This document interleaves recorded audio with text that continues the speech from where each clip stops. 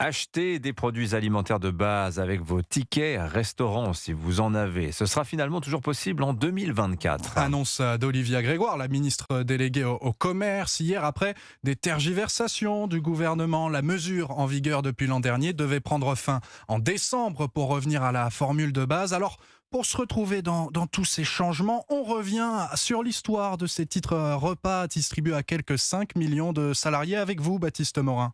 À l'origine, comme son nom l'indique, le ticket restaurant permet aux salariés qui en reçoivent de se payer un déjeuner dans un bistrot. L'idée est celle du père de la restauration rapide et des restaurants d'autoroute, Jacques Borel, bien inspiré par le modèle britannique.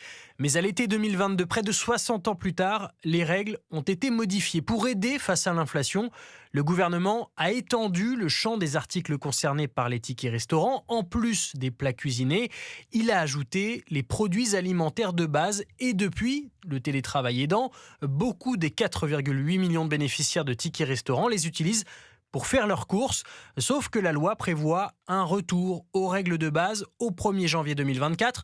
Face à la colère des salariés concernés, Bruno Le Maire s'est dit favorable au prolongement de la dérogation, en précisant qu'il ne savait pas sous quelle forme cela pourrait se faire. Les explications de Baptiste Morin pour Europe